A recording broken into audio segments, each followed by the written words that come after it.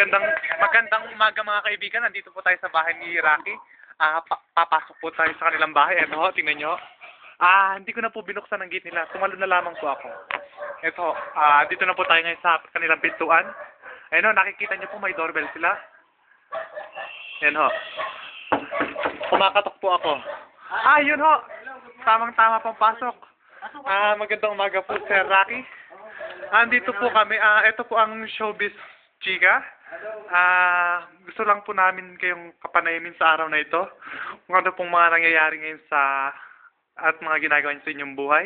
Well, napakasimple lang ito. Ito yung bahay ko ngayon sa Baguio. Dito muna ako nag-stay for the meantime kasi medyo sa Manila kasi sobrang napakagulo. Traffic. Kapag gusto ko magpahinga, dito lang muna ako sa Baguio. So makita niyo na ito yung aking sala. Ayan ho. So, ito yung paboritong beer ko kapag nalulungkot ako. Maaga po palang Pasko sa inyo? Oo, medyo pumili na rin ako. So, para mas ramdam. So, ito naman yung kusina ko. Ito yung katulong ko. Ayan ho. Ano po pangalan niya? Si Manong ho. Ito po katulong ni Mr. Rocky. All around na po siya. Saan po yun? Ayan ho. So mahilig din po kayo sa itlog? Oo, sa itlog. Saka sa mga tinatay. Ito ho. Ito lang yung kusina. So, wala na sila. Ano pong mahilig niyong niluluto tuwing umaga, Mr. Rocky? Itlog lang, prito, gano'n. So, yan ho. Sundan po natin siya. Pasok. Punta po tayo ngayon sa taas. Pumunta po natin siya. Ayan ho. Mahilig ako sa mga nakahabang nagdanan. Ganun po ba? Kwarto, dito, tatlo. So, yan. Tatlo kwarto. Ito, pagkano yung mga titikita mga friends ko rin sa club, no? Ito yung kwarto ko. Ito. Dito yung kwarto niyo.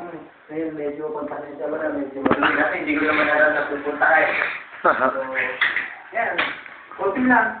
Usually, kapag mag-shooting ako, wala lang yung mga dinadala kong gamit. Hindi naman ako kasi masyadong ma-apply.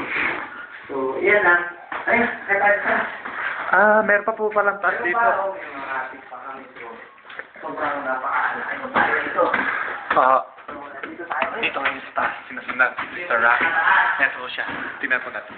So, kapag may meeting, pwede natin gamitin ito. So, wala masyado eh.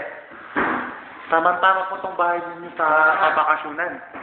Nakakapag-relax nga ho kayo talaga. Nakataas ang bahay. So, minsan, pag wala akong ginagawa, dito lang ako sa bakasyon. So dito po pala kayo nagsasampay. Ito. Pagka na yan. Kung wala ako ng mga picture. Napakaganda hong tanawin ng kanyang nakikita. Napakasarap talaga dito. Ayun ho. Ngayon, pag wala akong ginagawa, pag tinatamad ako, dito na lang ako naliligo. Binubuksan ko, ko ganyan. Magandang ideya ho yan. So parang shower na rin po siya.